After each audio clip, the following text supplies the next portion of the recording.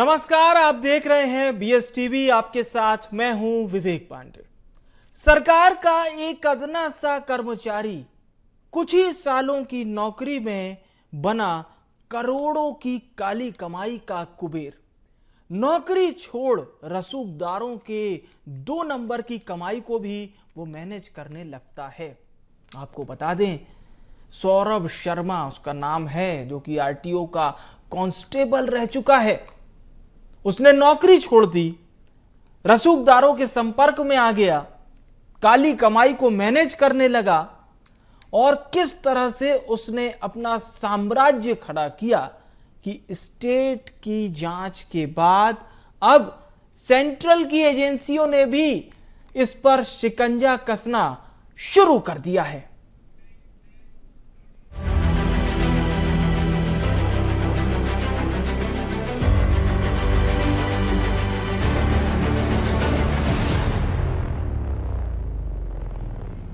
तो ये हमारी खास पेशकश काली कमाई के पर्याय बने कुबेर सौरभ शर्मा को लेकर है। प्रदेश की लोकायुक्त ने सबसे पहले सौरभ शर्मा के काले कारनामों का खुलासा किया, लेकिन यह खुलासा इस केस के लिए पर्याप्त नहीं था। लोकायुक्त की जांच के बीच ईडी और आईटी की एंट्री होती है। जांच के काम को इन्हीं एजेंसियों ने तेजी से आगे बढ़ा दिया। ईडी ने मनी लॉन्ड्रिंग का केस दर्ज कर एक साथ प्रदेश के 3 शहरों पर सौरभ और उससे जुड़े लोगों पर ताबड़तोड़ छापेमार कार्रवाई की। इसी पर सबसे पहले देखिए हमारी ये खास रिपोर्ट। सौरभ शर्मा के खिलाफ ईडी का एक्शन। प्रवर्तन निदेशालय को मिले अहम दस्तावेज। तीसरे साथी शरद जायसवाल तक पहुंचे ईडी के हाथ। अविरल कंस्ट्रक्शन कंपनी का डायरेक्टर है शरद जायसवाल। धन कुबेर पर एमपी में गरमाई सियासत। दिग्गी लिख चुके पीएम मोदी को पत्र। जीरो टॉलरेंस नीति पर उठाए सवाल। जज की निगरानी में जांच की मांग।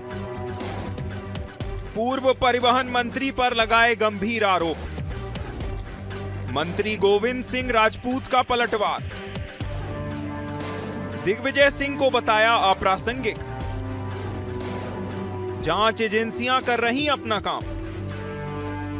ईडी अधिकारी दीवारों और फर्श की मेटल डिटेक्टर और अन्य आधुनिक उपकरणों के साथ जांच कर रहे हैं।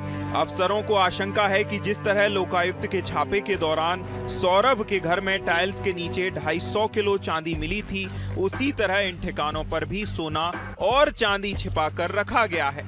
सौरभ शर्मा के दफ्तर से अहम सुराग और तालाबंद अलमारी मिली है। ईडी सीसीटीवी कैमरे की हार्ड डिस्क भी खंगालने में जुटी है। आयकर की टीम को भोपाल के मेंडोरी गांव में खड़ी एक कार में 52 किलो सोना, लगभग 10 करोड़ रुपए से नगद के साथ ही एक डायरी भी मिली थी। इस डायरी में कई आरटीओ चेकपोस्ट के अधिकारी और नेताओं के नाम हैं। आयकर विभाग इन्हें भी पूछताछ के लिए बुलाने की तैयारी कर रहा है। यह कार सौरभ के सहयोगी चेतन के नाम पर है, पर उपयोग सौरभ ही कर रहा था। सोने के मामले में डायरेक्टरेट ऑफ रेवेन्यू डीआरआई को भी सूचना दी गई है, जहां जिसमें 52 किलो सोना और 10 करोड़ से अधिक कैश मिला था, उसका उपयोग सौरभ करता था। सौरभ शर्मा से जुड़े सियासी एंगल की बात करें तो मामले की जांच को लेकर दिग्विजय सिंह ने प्रधानमंत्री के नाम पत्र लिखते हुए कहा कि यह प्रधानमंत्री के ना खाऊंगा ना खाने दूंगा के वायदे के खिलाफ है, जिसमें वे भ्रष्टाचार के विरुद्ध जीरो टॉलरेंस नीति की बात करते हैं। उन्होंने कहा कि ये वसूली गैंग सीधे मंत्री के नियंत्रण में अफसरों के ट्रांसफर और पोस्टिंग कराया करते थे। इसी के साथ ही दिग्विजय ने पूर्व परिवहन मंत्री और उनके 4 करीबियों को गिरफ्तार कर सख्ती से पूछताछ करने की मांग की। जो बैग्स में लगभग 52 किलो सोना, जो कि गोल्ड ब्रिक्स के रूप में था, वह बरामद हुआ और लगभग 10 करोड़ का कैश उसमें से बरामद हुआ। इसमें MP07 नंबर की गाड़ी थी, जो कि चंदन सिंह गौड़ के नाम से है, जो बेसिकली ग्वालियर के हैं और यहाँ भोपाल में निवास करते हैं। तो इसमें जो है आयकर विभाग के द्वारा जो है जांच की जा रही है। इधर कैबिनेट मंत्री गोविंद सिंह राजपूत ने दिग्विजय सिंह पर कटाक्ष करते हुए कहा कि जिसके खुद के घर शीशे के होते हैं वह दूसरे के घर पर पत्थर नहीं मारते। उन्होंने कहा कि दिग्विजय सिंह को कोई गंभीरता से नहीं लेता। जब कांग्रेस की सरकार थी तब दिग्विजय सिंह क्या थे और पूर्व वन मंत्री उमंग सिंगार ने भी सरकार को लेकर क्या कहा था। सौरभ शर्मा मामले पर मंत्री ने कहा कि जांच एजेंसियां अपना काम कर रही हैं। पत्रकार वार्ता को कोई गंभीरता से नहीं लेता। कांग्रेस सरकार के उस समय के वन मंत्री उमंग सिंगार जी, जो आज विधानसभा में नेता प्रतिपक्ष हैं, उन्होंने दिग्विजय सिंह जी के बारे में क्या कहा था वो आप अभी YouTube चैनल पर सर्च करके देख सकते। दूसरा, बात निकलेगी तो दूर तलब जाएगी। मैं इतना ही कहना चाहता हूं, एक फिल्म का डायलॉग था, चेन्नई सेठ जिसके मकान शीशे के होते हैं वो दूसरों के मकान में पत्थर नहीं फेंकते। पूर्व आरटीओ आरक्षक सौरभ शर्मा की अकूत संपत्ति को लेकर रोज नए तथ्यों के साथ नए वार पलटवार भी सामने आ रहे हैं। देखने वाली बात होगी कि सौरभ के तीसरे साथी शरद जायसवाल और डायरी में मिले नामों से जांच के बाद क्या खुलासा होता है। Desk report BSTV। और चलिए अब हम आपको BSTV की टीम की उस ग्राउंड रिपोर्ट को बताएंगे जिसे देखकर आप अंदाजा लगा सकते हैं कि महज 40,000 रुपए महीने कमाने वाले एक कांस्टेबल ने किस तरह से करोड़ों की काली कमाई का साम्राज्य खड़ा किया। तो पहली ग्राउंड रिपोर्ट में आप सौरभ शर्मा के बंगला नंबर 1 को देखिए, जहां पर ईडी ने सबसे पहले रेड की थी। छापेमार कार्रवाई जारी है और आप देख सकते हैं कि यहाँ पर जो गाड़ी है उसमें जो ईडी की टीम है वो यहाँ से कई दस्तावेजों को जब्त किया। हालांकि ऑफिस से गाड़ी आ रही, लेकिन दूसरी तरफ जो घर है वहाँ पर जो है लगातार जो है टीम की जो पड़ताल है वो जारी है, क्योंकि लोकायुक्त की कार्रवाई के बाद ईडी की एंट्री हुई थी। ईडी ने मनी लॉन्ड्रिंग का यहाँ पर जो है वो केस दर्ज किया था और इस केस दर्ज करने के बाद जो है भोपाल के अलावा जबलपुर और ग्वालियर में भी जो है ईडी की टीम छापेमार कार्रवाई कर रही है। जो अरेरा कॉलोनी में जो ये घर है, इसके अलावा भी जो ऑफिस है वहाँ पर भी टीम पहुँची हुई है। कई महत्वपूर्ण दस्तावेज मिले हैं और जो साथी है चेतन सिंह, उसको भी टीम अपने साथ लेकर छापेमार कार्रवाई की जगहों पर जो है वो तैनात है और कई महत्वपूर्ण दस्तावेज जो है इस कार्रवाई के दौरान बरामद हुए हैं, क्योंकि जो कार मिली थी उसमें 52 किलो सोना के साथ 10 करोड़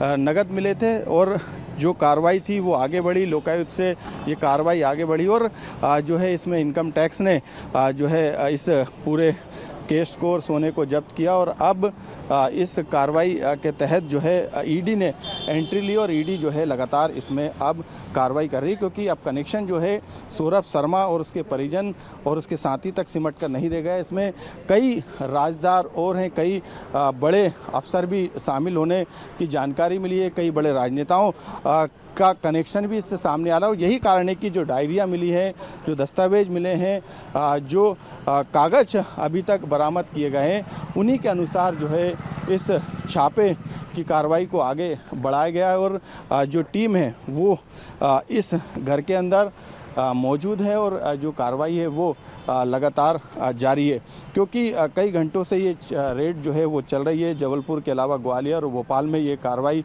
चल रही है और कई महत्वपूर्ण दस्तावेजों को जब्त किया। यानी अब इससे अंदाज़ा लगाया जा सकता है कि स्टेट ही नहीं बल्कि केंद्र की एजेंसियां भी इस पूरे मामले में, इस पूरे रैकेट को कहीं ना कहीं डिकोड करने में जुटी है और आने वाले समय में कई बड़े खुलासे इन जांच एजेंसियों की जांच के दौरान हो सकते हैं। कैमरामैन चंचल के साथ मनोज राठौर, BSTV भोपाल। तो सौरभ शर्मा की काली कमाई का साम्राज्य बंगला नंबर 1 तक ही सीमित नहीं है, बल्कि इसी बंगले के पीछे उसका बंगला नंबर 2 भी है।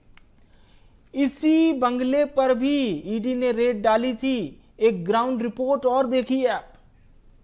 टीम जो है सौरभ शर्मा के दूसरे घर पर भी जो है वो छापेमार कार्रवाई कर रही है। आप देख सकते हैं कि ईडी की जो टीम है वो अधिकारी जो है अंदर मौजूद हैं। आप देख सकते हैं तस्वीरों में कि जो दूसरा घर है, एक घर जो है मेन रोड पर है जिस पर ईडी की टीम ने कार्रवाई की थी, लेकिन दूसरा घर जो है जिसका रेनोवेशन का काम आप देख सकते हैं चल रहा है, वहाँ पर ईडी के जो अधिकारी हैं वो आपको तस्वीरों में साफ तौर से नजर आएंगे। यहाँ पर भी जो टीम है वो छापेमार कार्रवाई कर रही है। कई महत्वपूर्ण दस्तावेज जो है अलग अलग जगहों से जो है पुलिस ने बरामद की हैं, क्योंकि ईडी के जो अधिकारी हैं वो 3 टीम के साथ जो है 2 घर जो इस अरेरा कॉलोनी में वहाँ पर छापेमार कार्रवाई कर रहे हैं। इसके अलावा भी जो उसका ऑफिस है उस ऑफिस में भी जो ईडी की टीम है वो लगातार यहाँ पर दस्तावेजों को खंगाल रही है। और आप देखेंगे कि यहाँ पे सुरक्षा के मद्देनज़र, क्योंकि टीम अंदर है, ऐसे में जो फोर्स है जो सीआरपीएफ का उसे यहाँ पर तैनात किया गया है।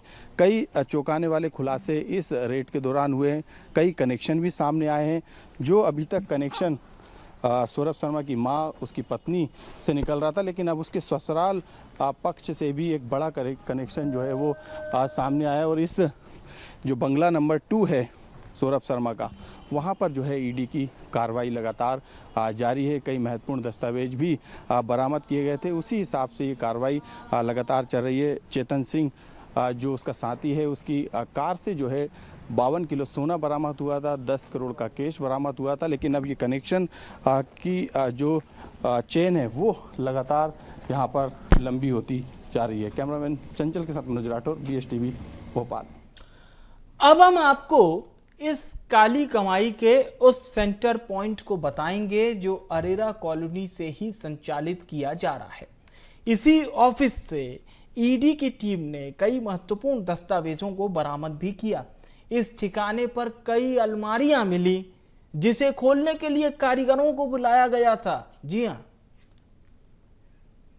स्थित बंगला नंबर 1 और बंगला नंबर 2 पर कार्रवाई के बाद जो है ईडी की जो कार्रवाई है वो E7 के इस घर में जारी है। हालांकि ये जो स्कूल बनाया जा रहा था जयपुरिया, उसकी ब्रांच बताई जा रही है, यानी यहाँ पर उस ऑफिस को यहाँ पे संचालित किया जाता था। हालांकि आप देख सकते हैं कि जो ईडी की टीम है वो अंदर मौजूद है और जो आप दस्तावेज देख सकते हैं कि उसे यहाँ पर खंगाले जा रहा है। कई बॉक्स जो है यहाँ से बरामद हुए हैं, जो कि कार्टून है, आप देख सकते हैं उसमें कई दस्तावेज थे, उनको खंगालने का काम जो ईडी की टीम है वो लगातार यहाँ पर कर रही है। राजधानी भोपाल के 3 घरों पर, जो कि ये तीसरा बंगला नंबर 3 है जहाँ पर इस स्कूल के ऑफिस को संचालित किया जा रहा था। ये जो स्कूल आलीशान बनाया जा रहा था उसी का ये दफ्तर बताया जा रहा है। हालांकि बताया जा रहा है कि यहाँ पर संदिग्ध गतिविधियाँ भी नज़र आती थी, क्योंकि लगातार जब लोकायुक्त की कार्रवाई यहाँ पर चली उस दौरान कई महत्वपूर्ण दस्तावेज मिले। लेकिन अब ईडी की जो एंट्री हुई है, क्योंकि मनी लॉन्ड्रिंग का पूरा केस दर्ज किया गया है, उस केस के तहत जो है ये कार्रवाई आप देख सकते हैं छापे की जारी है। जबलपुर ग्वालियर में भी ये कार्रवाई जारी है, क्योंकि अभी तक जो दस्तावेज मिले हैं उसके तहत मनी लॉन्ड्रिंग का जो पूरा केस है वो इंडिया से ही नहीं बल्कि चीन और दूसरे देशों से भी जुड़ रहा है। विदेशी करेंसी भी बरामद हुई है। तो जो चेन की जो कड़ी है वो लगातार यहाँ पे बढ़ती जा रही है। मुख्य किरदार भले ही सौरभ शर्मा हो, लेकिन उसके पीछे कई राजदार अभी भी छुपे हैं, कई बड़े नाम छुपे हैं, जिनको लेके इन दस्तावेजों को खंगाला जा रहा है और आने वाले समय में कई बड़े खुलासे भी हो सकते हैं। कैमरामैन चंचल के साथ मनोज राठौर, BSTV भोपाल। भोपाल में सौरभ के बंगलों और ऑफिस तक ईडी की कार्रवाई सीमित नहीं रही। ईडी ने उसके निर्माणाधीन स्कूल की बिल्डिंग पर भी दबिश दी। ये आलीशान बिल्डिंग शाहपुरा में बन रही है। हमारी टीम इस बिल्डिंग तक भी पहुंची और वहां से एक ग्राउंड रिपोर्ट तैयार की है, दिखाते हैं आपको। आप जो मेरे पीछे एक आलीशान बिल्डिंग देख रहे हैं, ये सौरभ शर्मा और उसके परिजन यानी माँ और पत्नी के नाम पर जो जयपुरिया स्कूल खोला जा रहा था, ये उसी की बिल्डिंग है। ये बिल्डिंग अभी इसका काम जो है चल रहा है। लेकिन ईडी की जो छापेमार कार्रवाई है, जो 2 बंगले जो कि अरेरा कॉलोनी में है वहाँ पर चल रही है। इसके साथ जो दफ्तर है जो कि जयपुरिया स्कूल की सोसाइटी के नाम से संचालित किया जा रहा है, वहाँ पर भी कई महत्वपूर्ण दस्तावेज मिले। लेकिन जो ये बिल्डिंग है जो कि निर्माणाधीन है, स्कूल की बिल्डिंग बताई जा रही है, जिसको लेके कई तरीके के विवाद हैं। बताया जा रहा था कि बीडीए ने पहले इसे एक एनजीओ को दिया, लेकिन मिली भगत के चलते अपने रसूख की दम पर जो है और अधिकारियों के साथ मिलकर इस बिल्डिंग को, इसकी बिल्डिंग की जमीन को उसने खरीदने का काम किया। सोसाइटी बनाई और जयपुरिया स्कूल खोलने के लिए उसने इस बिल्डिंग का निर्माण कराया। आप देख सकते हैं कि निर्माणाधीन बिल्डिंग है और यहाँ पर लगातार काम जारी है। लेकिन जिस तरीके से लोकायुक्त ने कार्रवाई की उसके बाद इस बिल्डिंग का काम रुक गया। लेकिन ईडी की टीम जो है राजधानी भोपाल के 3 ठिकानों पर छापेमार कार्रवाई कर रही है। लेकिन उसके अलावा भी बताया जा रहा है कि इस बिल्डिंग में भी ईडी की टीम पहुंची हुई थी। जो भी उनके पास लाइव डिटेक्टर था या फिर जो भी उनके पास उपकरण थे उसके जरिए ये भी तफ्तीश की जा रही है। इस बात की भी जांच की जा रही है कि जिस तरीके से चांदी बड़ी मात्रा में बरामद आरोपी सौरभ शर्मा के घर से हुई है, उसी तरीके से उसने सोना चांदी को क्या इस तरीके की बिल्डिंगों में क्या छुपा के रखा है। एक निर्माणाधीन बंगला जिसका रेनोवेशन का काम चल रहा है अरेरा कॉलोनी में, उसमें भी टीम इसी बात की पड़ताल कर रही है। इस बिल्डिंग में भी जो ईडी की जो टीम है, ईडी के जो अधिकारी है वो यहाँ पर पहुँचे हुए थे। उन्होंने पूरा निरीक्षण किया, जायजा लिया और यहाँ पे जो हाईटेक जो उनके पास उपकरण थे, जो मशीनें थी, उससे भी यहाँ पे बताया जा रहा है कि जांच पड़ताल की है। तो ईडी लगातार जो है कार्रवाई कर रही है और इस कार्रवाई में कई बड़े खुलासे जो है आने वाले समय में। कैमरामैन चंचल के साथ मनोज राठौर, BSTV भोपाल। भोपाल में ही ईडी की टीम ने सौरभ शर्मा के एक और राजदार शरद जायसवाल को खोज निकाला। अरेरा कॉलोनी के E8 में शरद अपने परिवार के साथ घर पर मिला। ईडी के सभी अफसरों ने सभी से पूछताछ भी की और कई महत्वपूर्ण जानकारी को यहां से हासिल कर लिया। भी जो कि शरद जायसवाल बताया जा रहा है, उनके घर पे E8 अरेरा कॉलोनी में जो है ईडी की टीम पहुंची हुई है, क्योंकि 4 जगह पे राजधानी भोपाल पे ईडी की टीम जो है लगातार कार्रवाई कर रही है और ईडी के जो अधिकारी हैं वो यहां पर भी मौजूद है। बताया जा रहा है कि चेतन सिंह ने 2012 में एक कंस्ट्रक्शन कंपनी खोली थी और इसी कंस्ट्रक्शन कंपनी में शरद जायसवाल को जो है डायरेक्टर बनाया गया था। इसके अलावा रोहित तिवारी को जो है असिस्टेंट डायरेक्टर बनाया गया था। ये कंपनी 2012 से संचालित की जा रही थी। लेकिन ये भी जानकारी मिली है कि इंटीरियर के काम के अलावा जो है प्रॉपर्टी ब्रोकर का काम भी शरद जायसवाल करते हैं। तो टीम लगातार जो है राजधानी भोपाल ही नहीं बल्कि जबलपुर, ग्वालियर में भी कार्रवाई कर रही है। लेकिन शरद जायसवाल एक नए किरदार जो है इसमें सामने आए, उनका कितना इन्वॉल्वमेंट है ये देखने वाली बात होगी। लेकिन अभी जो ईडी की कार्रवाई लगातार राजधानी भोपाल, ग्वालियर, जबलपुर में चल रही है, उसमें कई बड़े खुलासे हो सकते हैं, क्योंकि मनी लॉन्ड्रिंग के केस दर्ज करने के बाद ईडी ने पहली बार 4 नहीं बल्कि 7 प्रदेश के 3 जिलों के 7 ठिकानों पर छापेमार कार्रवाई की और कई बड़ी जो है जानकारियां मिली। कई महत्वपूर्ण दस्तावेज जो है इस समय ईडी के हाथ लगे हैं। ईडी के अधिकारी लगातार इन दस्तावेजों के आधार पे सौरभ शर्मा के परिवार ही नहीं बल्कि उनसे जुड़ने वाली हर एक कड़ी को खंगाल रही है, उन तक पहुंच रही है। कैमरामैन अरविंद के साथ मनोज राठौर, BSTV भोपाल।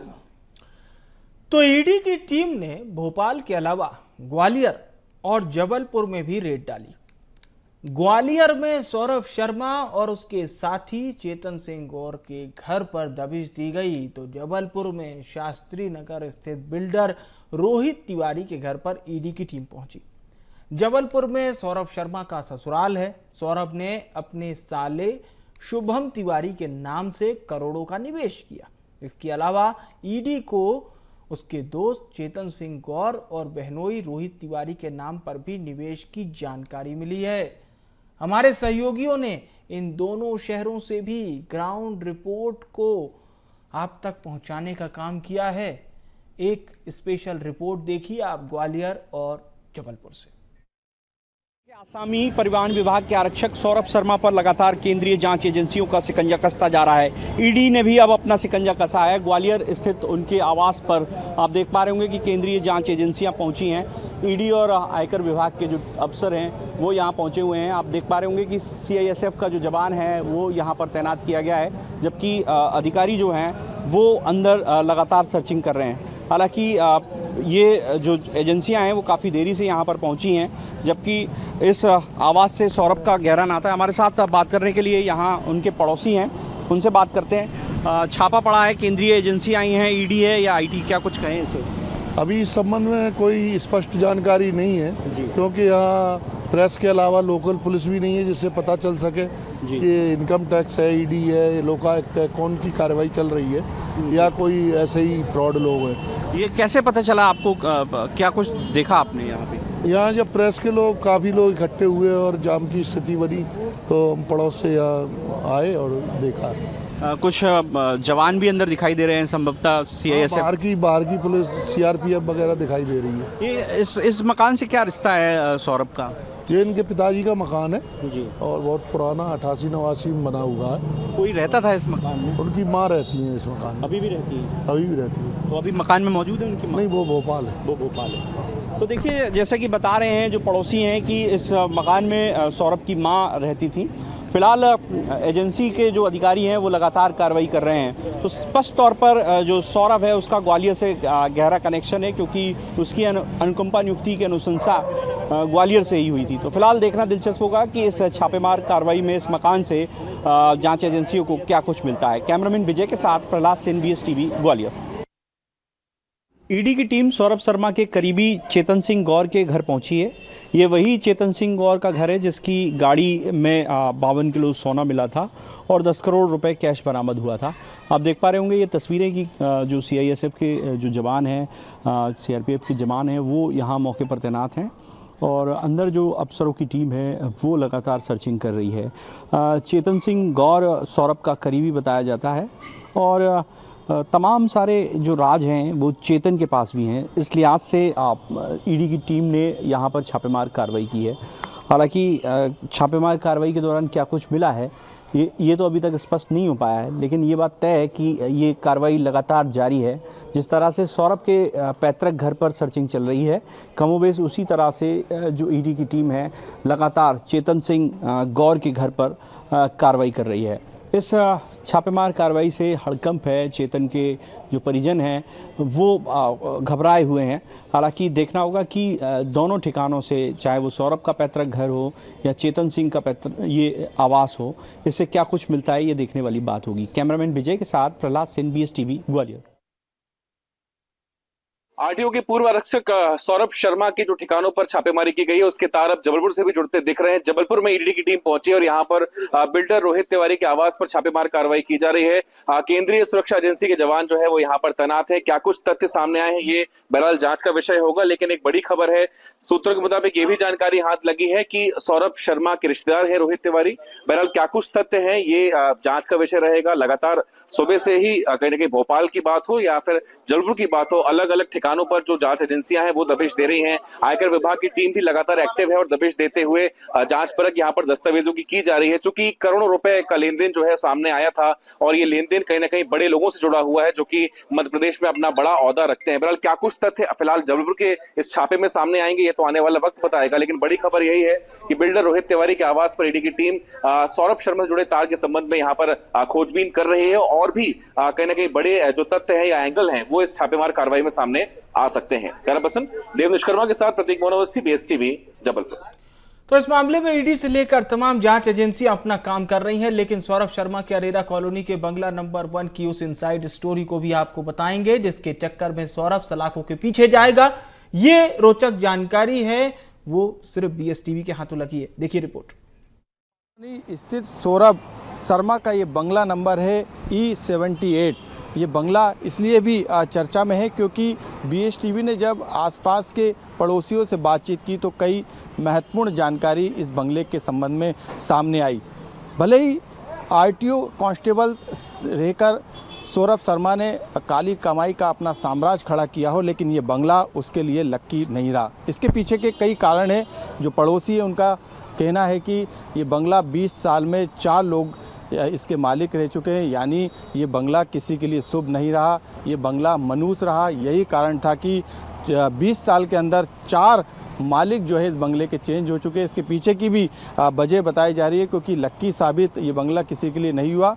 कारण यही रहा कि इस बंगले को जिसने भी खरीदा वो या तो जेल चले गया या फिर किसी सड़क हादसे में उसकी मौत हो गई या फिर वो बर्बाद हो गया। तो ये बंगला जो है एक तरीके से मनूस इसे बताया जा रहा है और इस बंगले को कोई नहीं खरीदता। और यही कारण है कि जो भी इस बंगले को खरीदता वो कहीं ना कहीं उसके साथ कोई हादसा हो जाता, बर्बाद हो जाता या फिर वो जेल चले जाता। पिछले 20 साल में इस बंगले के 4 मालिक बदल चुके हैं। सौरभ शर्मा ने ये बंगला खरीदा। बताया जा रहा है कि उसे कम रेट पे ये बंगला मिला, क्योंकि जो इसके पहले मालिक थे बताया जा रहा है कि सड़क हादसे में उनके परिवार में किसी की डेथ हो गई थी। उन्होंने इस बंगले को बेचने की कोशिश की, लेकिन ये बंगला नहीं बिका। सौरभ शर्मा की इस बंगले पर नज़र पड़ी और ये बंगला क्योंकि कम कीमत पर आ रहा था और यही कारण था कि उसने कम कीमत के कारण इस बंगले को खरीदा और अब इस बंगले की कीमत करोड़ों में है। तो ये बंगले की भी अपनी एक कहानी है। 20 साल में 4 मालिक चेंज हो चुके हैं और इन 4 मालिकों के साथ कुछ ना कुछ हादसा हुआ है, कुछ ना कुछ घटनाएं हुई है। यही कारण है कि अब आसपास के लोग इस बंगले को मनूस कह रहे हैं। कैमरामैन अरविंद के साथ मनोज राठौर, BSTV भोपाल। तो आपने BSTV की इस एक्सक्लूसिव ग्राउंड रिपोर्ट में सौरभ शर्मा से जुड़े सिलसिलेवार खुलासे देखे। जैसे जैसे एजेंसियों की जांच आगे बढ़ रही है, वैसे वैसे सौरभ से जुड़े राजदारों के खुलासे भी लगातार हो रहे हैं और जल्द जांच एजेंसियां उन नामों से भी पर्दा उठाएंगी जो सौरभ शर्मा के पर्दे के पीछे अपनी ब्लैक मनी को व्हाइट कर रहे थे। आज की इस खास पेशकश में बस इतना ही। आप देखते रहिए BSTV। नमस्कार।